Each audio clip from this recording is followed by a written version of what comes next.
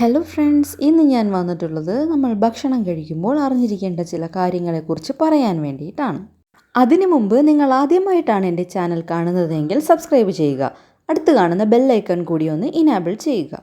ഇന്ന് പല സ്റ്റാർ ഹോട്ടൽസിലും അവർ ഭക്ഷണം ഉണ്ടാക്കുമ്പോൾ എങ്ങനെയാണ് അത് തയ്യാറാക്കുന്നതെന്നും അതിൻ്റെ ചേരുവകളും ഇപ്പോഴും രഹസ്യമായി തന്നെ സൂക്ഷിക്കാറുണ്ട്. അതിൽ ഒരുപാട് നല്ല ചേരുവകളും അതുപോലെ തന്നെ കഴിക്കാൻ പാടില്ലാത്തതും ചേർക്കുന്നുണ്ട്. പക്ഷേ എന്തൊക്കെയാണ് ചേർക്കുന്നതെന്നറിഞ്ഞാൽ നമുക്ക് ഭക്ഷണം കഴിക്കാനേ തോന്നില്ല. അങ്ങനെ ഒരു 10 ഭക്ഷണം നമുക്ക് നോക്കിയാലോ. Number 10, ice cream.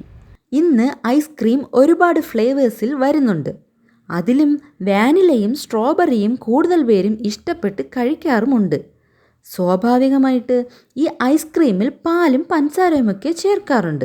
എന്നാൽ വാനിലയിലും സ്ട്രോബെറി ഐസ്ക്രീമിലും കാസ്റ്റോറിയം എന്നൊരു കെമിക്കൽ കൂടി ചേർക്കുന്നുണ്ട്. ഇവിടെയാണ് ട്വിസ്റ്റ്. ഇതെന്താന്നല്ലേ? ഇത് ബീവർ എന്ന് പറയുന്ന നീർനായയുടെ വേസ്റ്റിൽ നിന്നും എടുക്കുന്ന ഒരു ദ്രാവകമാണ്. അതുമാത്രമല്ല, വാനില ഫ്ലേവേഴ്സ് ഉള്ള മേക്കപ്പ് ഐറ്റംസിലും ഈ കെമിക്കൽ ഉപയോഗിക്കാറുണ്ട്. Number 9, beer. ലോകത്ത് തന്നെ നോക്കിയാൽ വെള്ളവും ചായയും ഒഴിച്ചാൽ അധികം ആൾക്കാരും കുടിക്കുന്ന ഒന്നാണ് ബീർ. ഈ ബീർ ഉണ്ടാക്കുന്നത് ഒരുപാട് ധാന്യങ്ങളിൽ നിന്നാണെങ്കിലും അതിൽ മീനിൻ്റെ ബ്ലാഡർ കൂടി ചേർക്കാറുണ്ട്. ഇനി ഇത് കഴിക്കണോ വേണ്ടയോ എന്ന് നിങ്ങൾക്ക് തീരുമാനിക്കാം. ഈ ബ്ലാഡർ കാരണമാണ് ബീർ നല്ല തെളിഞ്ഞ് കണ്ണാടി പോലെ കാണുന്നത്. Number 8, red candies. ലോകത്ത് ഏറ്റവും കൂടുതൽ ഇഷ്ടത്തോടെ കഴിക്കുന്ന സ്വീറ്റാണ് റെഡ് കാൻഡീസ്. തേനും പഞ്ചസാരയും പിന്നെ പല ചേരുവകൾ ചേർത്തുണ്ടാക്കുന്നതാണ് ഈ സ്വീറ്റ്.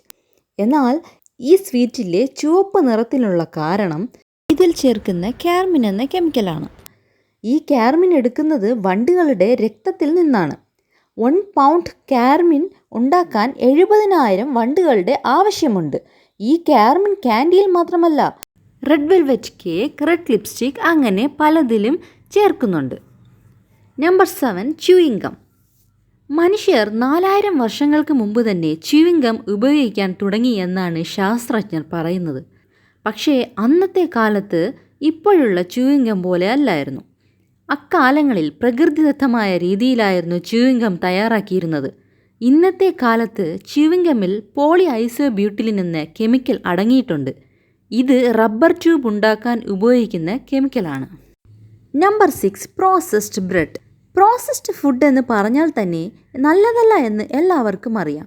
റൊട്ടി പോലുള്ള ഭക്ഷണ പദാർത്ഥം ചീത്തയാവാതിരിക്കാൻ വേണ്ടി അതിൽ എന്താണ് ചേർക്കുന്നതെന്നറിയാമോ? അതിൽ ചേർക്കുന്ന എൽസിസ്റ്റൻ എന്ന കെമിക്കലാണ് കാരണം. മനുഷ്യരുടെ മുടിയെ ഡയാലിസിസ് ചെയ്താണ് ഇത് ഉണ്ടാക്കുന്നത്. അമേരിക്കയിൽ ഡക്കിൻ്റെ ഹെയറിൽ നിന്നാണ് ഇത് ഉണ്ടാക്കുന്നത്. പല രാജ്യങ്ങളും ഇത് ബാൻ ചെയ്തിട്ടുണ്ടെങ്കിലും അമേരിക്ക ഇതുവരെ ബാൻ ചെയ്തിട്ടില്ല. Number 5, chocolate. ലോകത്തുള്ള എല്ലാ ചോക്ലേറ്റ് കമ്പനിയും വെച്ച് നോക്കുമ്പോൾ കാഡ്ബറി മുൻപന്തിയിൽ തന്നെയുണ്ട്.